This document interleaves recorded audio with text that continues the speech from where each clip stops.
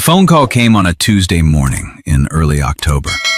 I was in my office reviewing quarterly statements from my investment accounts when my estate attorney's name appeared on the caller ID.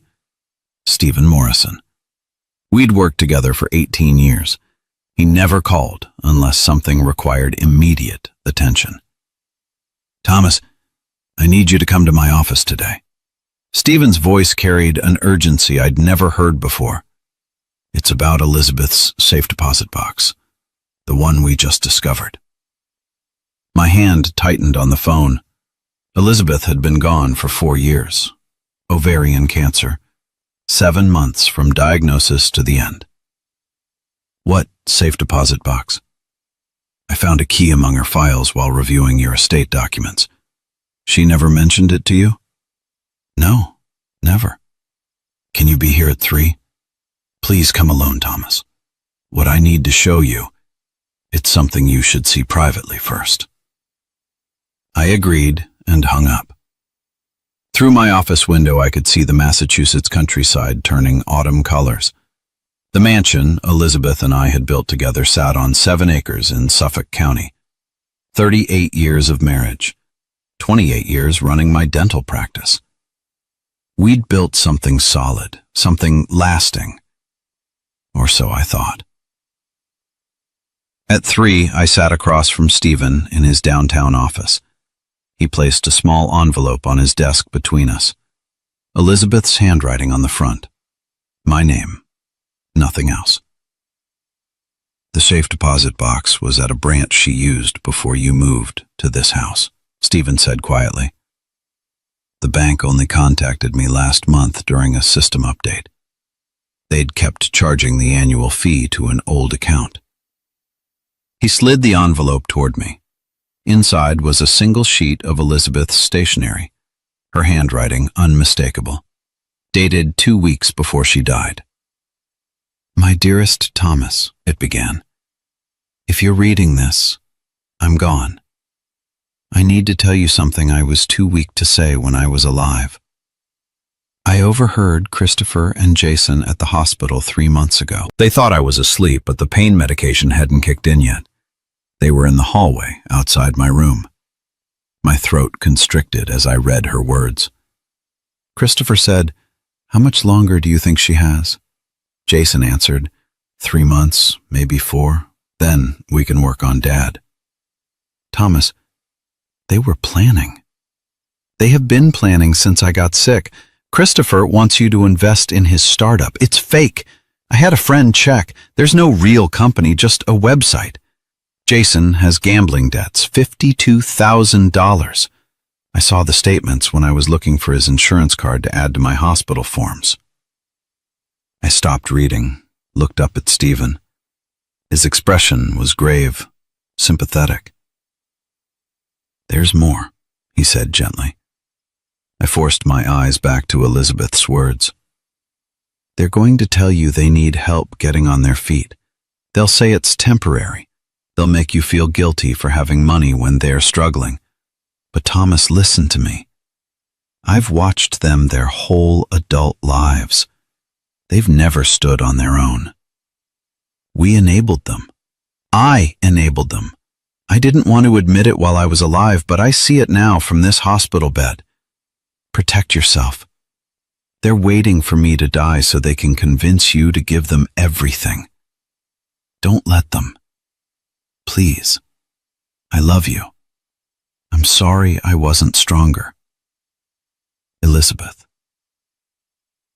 The paper trembled in my hands. I set it down carefully on Stephen's desk. "When did she write this?" Stephen checked his notes. "September 22nd, 4 years ago. She died October 8th. 2 weeks. She'd known for months, suffered through it, written this warning, and never said a word to my face." "Is the letter enough?" I asked. "For legal purposes?" Stephen leaned back in his chair. "It establishes timeline and intent. It shows she had concerns about financial exploitation. Combined with other evidence, yes, it could be very valuable. But Thomas, I have to ask, has anything happened since Elizabeth died that aligns with what she described? I thought about the last 4 years. Christopher had moved into the basement apartment 7 months after Elizabeth's funeral. Temporary, he'd said. His startup needed time to get funded.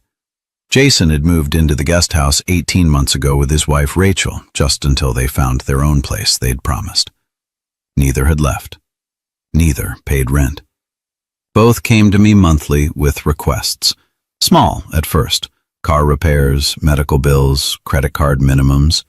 Then larger, business investments, debt consolidation, down payments. Everything she predicted, I said slowly.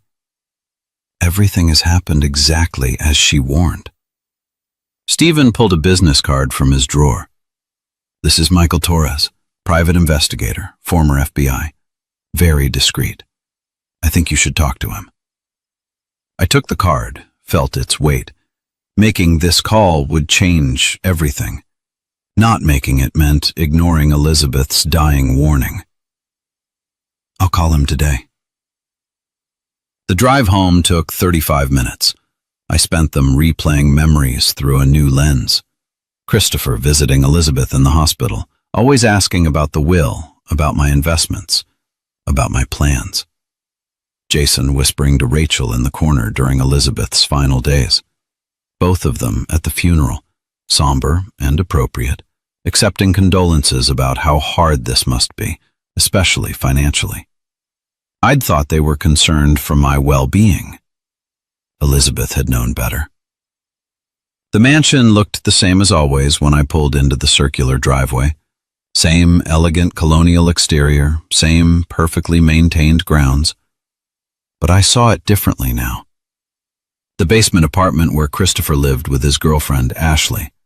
The guest house where Jason and Rachel had made themselves permanent residents. My home had become their free housing for years. Inside, I could hear voices from the great room, laughter, the television. I walked past without stopping, went straight to my office, closed the door, and locked it with an audible click. Michael Torres answered on the second ring. 4 days later, I met Michael at a coffee shop 18 miles from my house, professional distance. He was early 50s, silver hair, sharp eyes that missed nothing. I've done preliminary research, he said, sliding a folder across the table. Your son's digital footprint tells an interesting story. He opened the folder. Inside were printouts, screenshots, bank records obtained through legal channels I didn't question. Christopher's startup, Innovation Tech Solutions. The website looks impressive. LinkedIn profile claims 15 employees, but there's no business registration in Massachusetts, no tax filings, no LLC paperwork anywhere. The address listed is a mailbox store. The phone number goes to a Google Voice account. So it's completely fake? Completely. The website was built using a template, cost maybe $300. He's been showing this to potential investors, including you. He's mentioned it several times, asked for $45,000 to bring on a developer. Michael turned to the next page. Jason, your younger son. This is more concerning. He has gambling accounts with 4 online poker sites. Total debt across all 4, $52,368. Exactly what Elizabeth had discovered. She'd known. She documented it. There's more, Michael said. I've been monitoring their communications. With your permission, I'd like to install discreet surveillance in your home. Audio only, no video, focused on common areas. I have a feeling if we listen, we'll hear something important. I thought about Elizabeth's letter, about 4 years of being used, about my own house becoming a staging ground for financial exploitation. Do it. The devices, actually just sophisticated audio recording equipment, were installed while Christopher and Jason were out. Michael's team worked fast, professional, invisible. Smoke detectors, clock radios, picture frames, 8 devices total throughout the house, all feeding to an encrypted cloud server only Michael and I could access. For 6 days, nothing remarkable. Normal conversation, television, music. Then on the 7th evening, I was in my office reviewing the day's recordings when I heard Christopher's voice from the great room. "I'm telling you, Jason, we can stretch this another 18 months. Easy. Maybe 2 years if we play it right." Jason laughed. "As long as Rachel keeps him thinking we're looking for our own place, he actually believes we're saving up." Ashley's voice joined in. "What about the startup money? When are you going to ask again?" "Soon," Christopher replied, "but not yet. Don't want to seem desperate. The trick is making him think it's his idea to help." I sat frozen, headphones on, recording their conversation. My sons, in my house, planning how to continue manipulating me. "The thing is," Jason said, voice lower now, "once he's gone, the estate splits between us anyway. But if we can get him to invest now, that's extra. 45,000 for Christopher's fake business, another 40 for my supposed debt consolidation. That's 85,000 on top of the inheritance." Christopher's voice. "Mom's life insurance already came through, we got that. But the big money is the house and the retirement accounts. 2.7 million total. We just need to keep playing the supportive sons for another few years." "What if he remarries?" Ashley asked. "He won't," Rachel said confidently. "Still too devoted to Elizabeth's memory. That works in our favor. No new wife means no one else influencing the will." I removed the headphones, sat in silence. My office felt smaller somehow. Through the window, autumn leaves were falling. Elizabeth had been dead for 4 years. Our sons had been planning this since before she died. The next morning I called Stephen Morrison. "I have everything I need," I said. "Audio recordings, financial evidence, Elizabeth's letter. I want to create an irrevocable trust, and I want to begin eviction proceedings for both residences." Stephen was quiet for a moment. "Thomas, you understand what this means. Your relationship with your sons will be permanently damaged. They damaged it themselves. I'm just acknowledging reality. Irrevocable trust creation typically takes 4 weeks. I can fast track to 3. Eviction proceedings for residents without a lease require 60 days notice in Massachusetts. You'd serve them simultaneously." "Yes, and Stephen, I want to sue them for fair market rent. For the time they've lived here. 4 years for Christopher, 2 years for Jason, plus damages for fraud." "That's aggressive, but justified. Based on comparable properties in your area, we could claim 105,000 in back rent. The recordings support fraud claims." "Do it. All of it." "I'll start the paperwork today." The trust documents arrived by courier 2 weeks later. I spent an evening reviewing every page. My mansion transferred to professional trust management. My retirement accounts similarly protected. Upon my death, everything distributed according to my exact instructions, minimum required by Massachusetts law to my sons, $7,000 each. The rest split between the American Cancer Society, the dental school where I'd taught, and a scholarship fund in Elizabeth's name. 2.7 million protected from the men who'd planned to exploit their father's grief. I signed everything, scanned copies to Stephen. Felt lighter than I had in 4 years. If you're finding this story compelling, please take a moment to like this video. Your support helps us share more stories like this one. The eviction notices were prepared for both properties. Formal legal documents, 60 days to vacate, no negotiation. I chose a Saturday evening to serve them. Family dinner, I'd called it. First one since Elizabeth died. Christopher and Jason both seemed pleased. Probably thought I was finally ready to open my wallet wider. They arrived at 7, Christopher with Ashley, Jason with Rachel. I'd prepared a simple meal, grilled salmon, vegetables, salad. We ate with minimal conversation. They waited for me to bring up whatever had prompted this gathering. After dinner, I stood and retrieved 2 manila envelopes from the sideboard, set one in front of Christopher, one in front of Jason. "What's this?" Christopher opened his first. I watched his face drain of color as he read the heading. Notice of eviction. Legal language. 60 days mandatory. "Dad, what? Are you serious?" Jason tore open his envelope, started reading. Rachel leaned over his shoulder, hand flying to her mouth. "You have 60 days to find alternative housing, both of you. The basement apartment and the guest house are my property.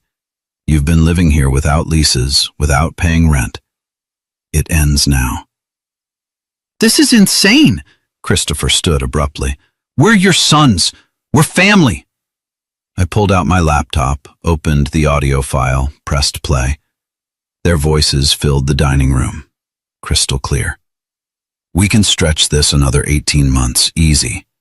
45,000 for Christopher's fake business, 2.7 million total.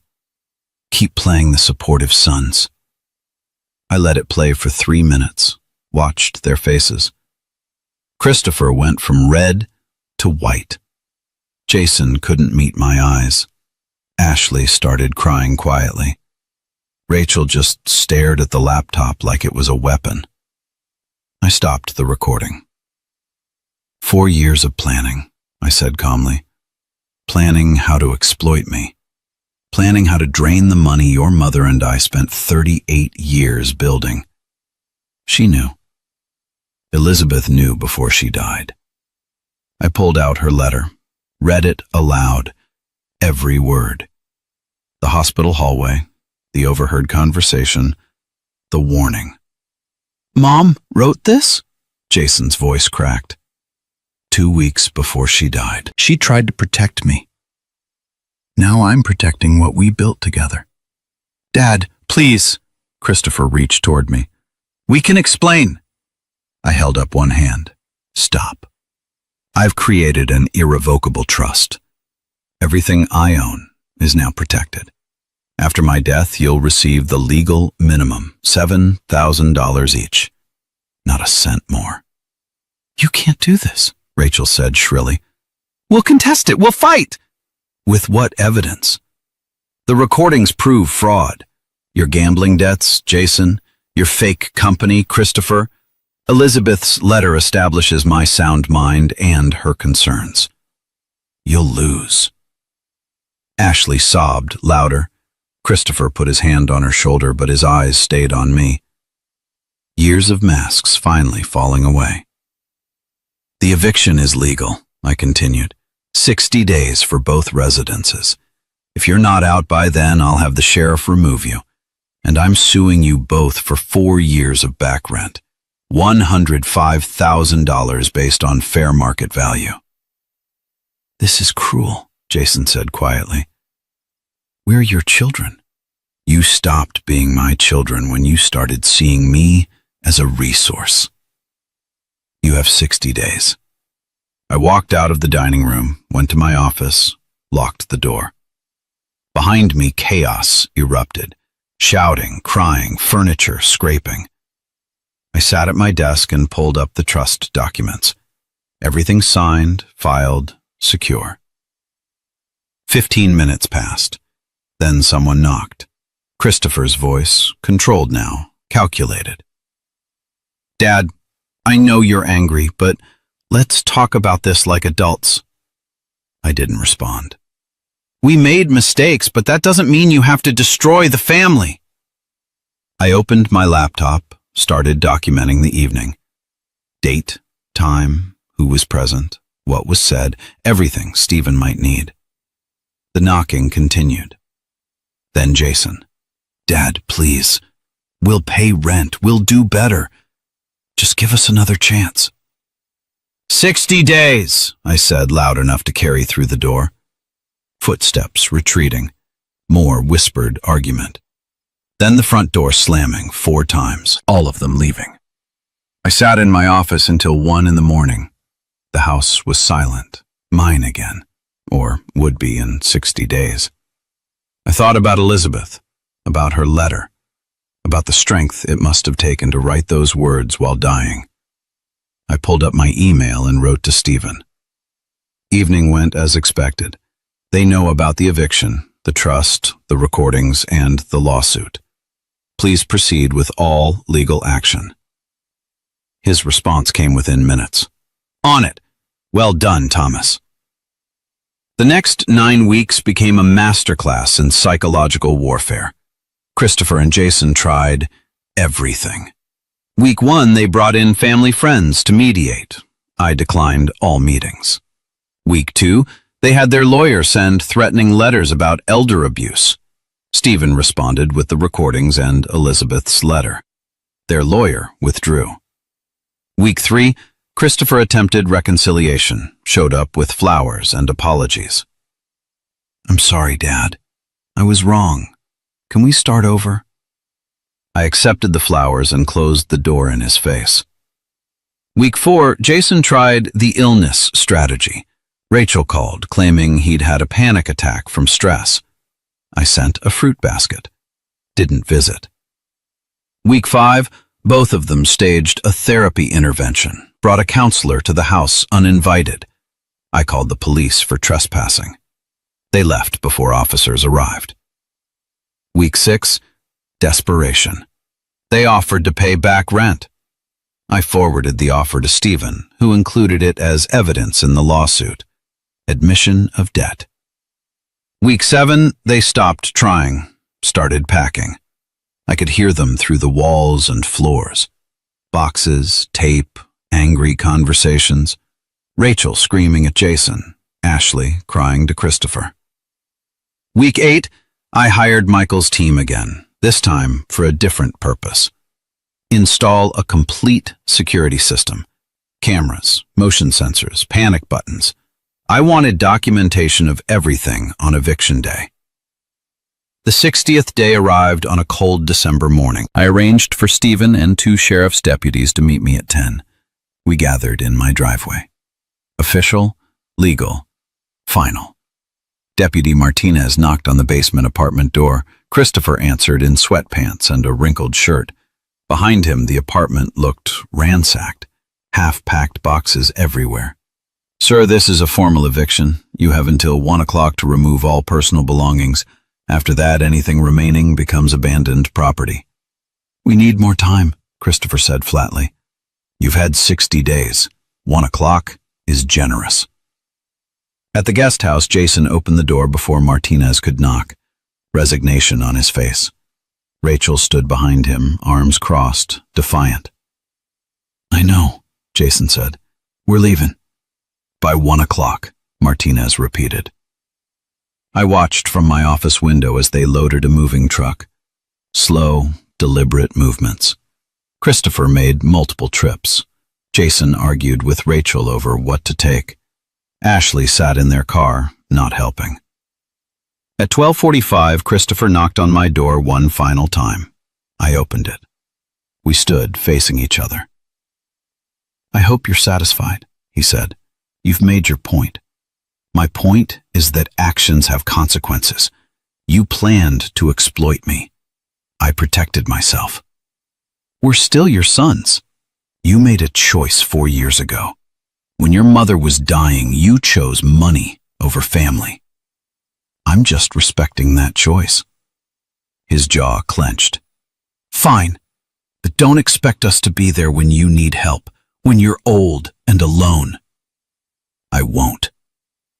He turned and walked away, got in the moving truck. Jason followed in his sedan. Both vehicles disappeared down the driveway.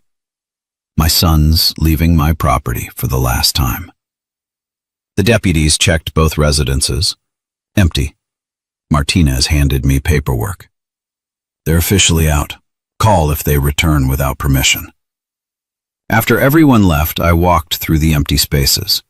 The basement apartment echoed.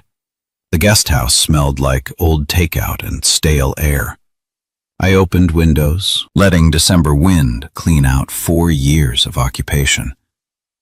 My phone buzzed. Text from Christopher. This isn't over. I deleted it, then blocked both sons' numbers. The lawsuit took 5 months. Stephen handled everything. Discovery revealed more than I'd expected. Christopher had also scammed 3 of my former dental colleagues, small investments in his fake startup. $7,000 here, $12,000 there. Jason's gambling debts totaled more than Elizabeth had found. $68,000 across 6 platforms. The judge ruled in my favor. $105,000 in back rent split between them, plus $18,000 in legal fees, court costs, fraud damages. Total judgment, $147,000. Neither had the money. The court ordered wage garnishment, 25% of anything either earned for the next decade. They declared bankruptcy within weeks, but the judgment survived. I took no pleasure in their financial destruction, only relief that Elizabeth's warning had been heeded. Spring came to Massachusetts. The mansion felt larger with just me in it. I started traveling, places Elizabeth and I had planned to visit but never made time for. Ireland in March, Italy in April. Each trip I'd take a photo and write her a letter I'd never send. Dear Elizabeth, saw the cathedral you wanted to visit. You were right. It was beautiful. Thank you for warning me. Thank you for being strong enough to write that letter. I volunteered at the cancer center where she'd spent her final weeks, helped families navigate insurance paperwork, sat with patients during treatments. Simple work. Meaningful work. Every Monday and Wednesday morning. I sold the mansion in June, too large for one person, too many memories of sons who'd betrayed everything it represented. Bought a smaller place, 4 bedrooms, 3 acres, everything I needed. Before we continue, if you haven't already, please consider subscribing to our channel. We share powerful stories every week that you won't want to miss. The estate trust remained intact. Cancer research, scholarships in Elizabeth's name, funding dental students who couldn't afford tuition. Legacy building instead of legacy protecting. On what would have been our 42nd anniversary, I visited Elizabeth's grave, brought her favorite flowers, sat on the bench beside her headstone. You were right about everything, I said aloud. They were planning it. They were waiting for you to die. But I stopped them. I protected what we built. I'm okay now. Finally, okay. The cemetery was quiet, just birds and wind through trees. I pulled out her letter, now laminated and carried in my wallet. Read it one more time. Her handwriting, her words, her final act of love. Thank you for being stronger than me, I whispered. Thank you for the warning. Driving home, I passed a coffee shop. On impulse, I pulled in, ordered her drink. Caramel macchiato with extra foam. Sat by the window watching people pass. An older couple walked by holding hands. Young family with a stroller. Businesswoman on her phone. Normal people living normal lives. Mine wasn't normal anymore, but it was mine. Protected, honest, free from the exploitation my sons had planned. That evening, my new lawyer called. Different firm, fresh start. Mr. Henderson, the cancer scholarship applications are in. We have 53 applicants. The review committee wants your input on the finalists. Send them over. I'd be honored. After we hung up, I opened my laptop. 53 students who needed help pursuing careers in healthcare. 53 chances to honor Elizabeth's memory the right way. Not by enabling entitled children who saw their parents as bank accounts, but by helping strangers who valued education and opportunity. I thought about Christopher and Jason, wondered briefly where they'd ended up, then stopped wondering. Their choices, their consequences, their lives. Mine was here. Small house, volunteer work, travel, scholarship committees. Peace purchased at the price of family relationships that had been transactional from the start. Worth it. Completely worth it. Before bed, I wrote in the journal I'd started keeping. Document everything, Stephen had advised. Good practice for legal protection and personal processing. Today marks 1 year since eviction day, I wrote. The house sold, the trust secured, the scholarships funded. Elizabeth's warning followed, her memory honored. No regrets. I closed the journal and turned off the light. Outside, Massachusetts summer hummed with insects and distant traffic. Normal sounds, peaceful sounds, sounds of a life reclaimed. If this story resonated with you, please share it with someone who might need to hear it. And don't forget to turn on notifications so you never miss our next story. Thank you for listening. Sometimes the hardest decisions we make are the ones that save us. Elizabeth knew that. Now, so did I. Good night.